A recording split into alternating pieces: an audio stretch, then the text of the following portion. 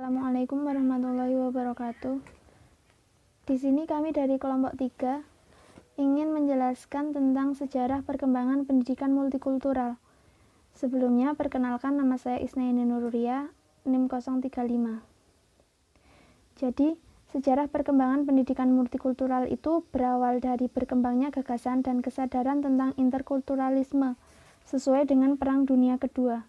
Kemunculan gagasan dan kesadaran interkulturalisme ini selain terkait dengan perkembangan politik internasional, diskriminasi rasial, dan lain-lain, juga karena meningkatnya pluralisme atau keberagaman di negara-negara barat sebagai akibat dari peningkatan migrasi dari negara-negara baru merdeka ke Amerika dan Eropa. Kemudian pada tahun 1415 hingga tahun 1900-an, negara-negara utama di Eropa seperti Spanyol, Portugis, Inggris, dan lain-lain telah melakukan ekspansi dan penjajahan terhadap negara-negara di Afrika, Asia, dan Amerika.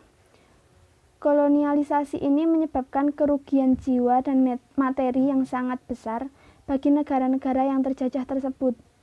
Tragedi kemanusiaan ini seperti kolonialisme, Perang Dunia I dan II, Perang Sipil di Amerika telah menjadi bagian dari sejarah kelam dunia, khususnya bagi bangsa Eropa dan Amerika. Sementara itu, di Indonesia juga terjadi pembunuhan besar-besaran terhadap massa pengikut Partai Komunis Indonesia atau PKI pada tahun 1965.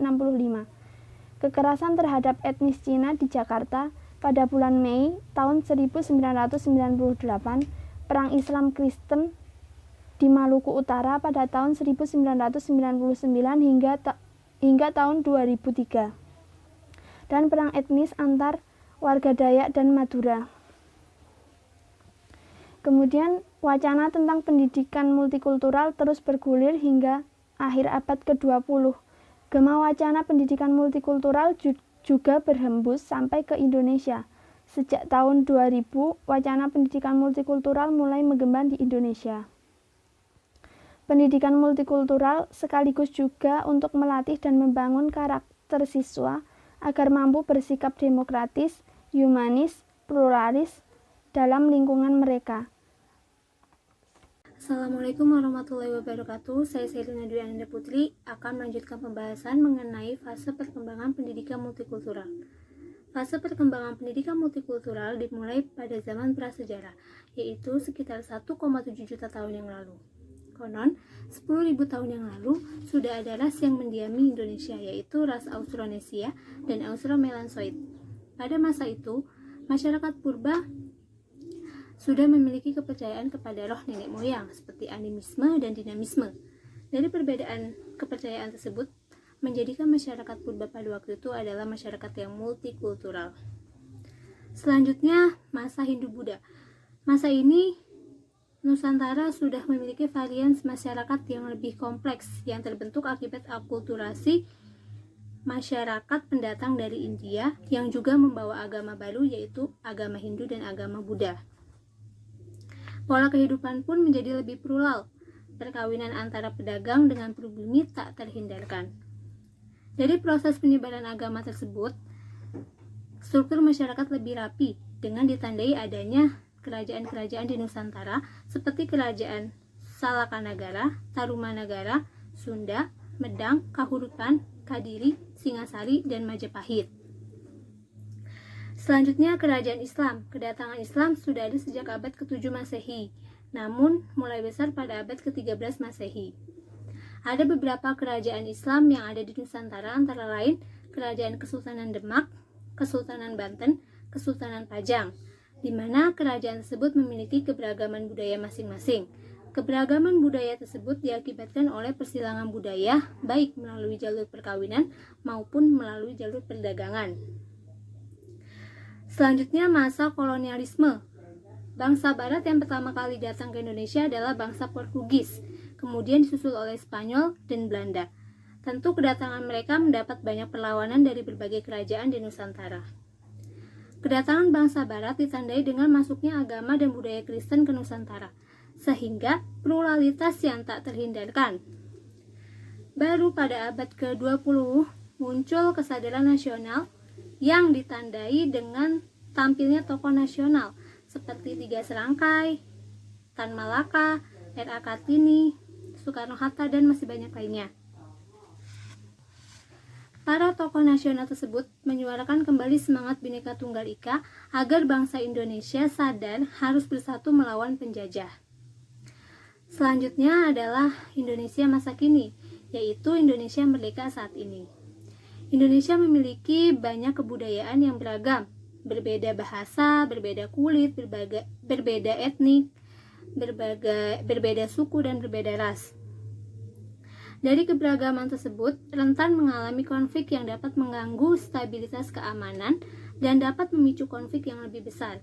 Namun sayangnya, kesadaran masyarakat tentang keberagaman belum sepenuhnya mampu terisi.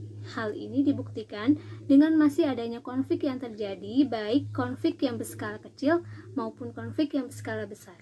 Sekian pembahasan dari saya, kurang lebihnya mohon maaf. Selanjutnya pembahasan akan dibahas oleh teman saya. Terima kasih. Materi selanjutnya yaitu orientasi yang ingin dicapai melalui pendidikan multikultural. Yang pertama yaitu orientasi kemanusiaan. Kemanusiaan atau humanisme merupakan sebuah nilai yang menjadi landasan sekaligus tujuan pendidikan. Kemanusiaan bersifat universal, global, di atas semua suku, aliran, ras, golongan, dan agama.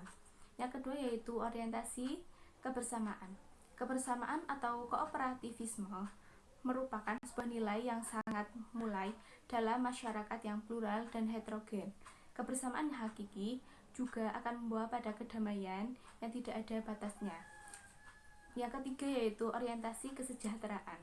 Kesejahteraan atau welfarisme merupakan suatu kondisi sosial yang menjadi harapan semua orang. Kesejahteraan selama ini hanya dijadikan sebagai slogan kosong. Kesejahteraan sering diucapkan, tetapi tidak pernah dijadikan orientasi oleh siapapun.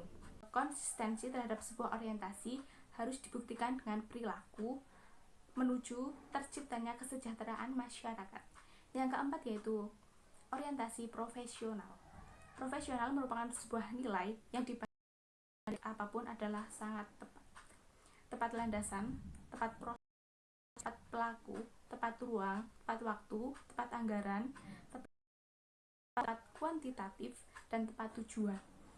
Yang kelima yaitu orientasi mengakui pluralitas dan heterogenitas. Pluralitas dan heterogenitas merupakan kenyataan yang tidak mungkin ditindas secara fasis dengan memunculkan sikap fanatisme terhadap kebenaran yang diyakini oleh banyak orang. Dan yang terakhir yaitu orientasi anti hegemoni dan anti dominasi. Hegemoni dan dominasi. Hegemoni adalah dua istilah bagi kaum tertindas. Akan tetapi kedua istilah tersebut tidak pernah digunakan, bahkan dihindari oleh para pengikut paham liberalis, kapitalis, globalis, dan neoliberalis. Sekian dari saya, terima kasih.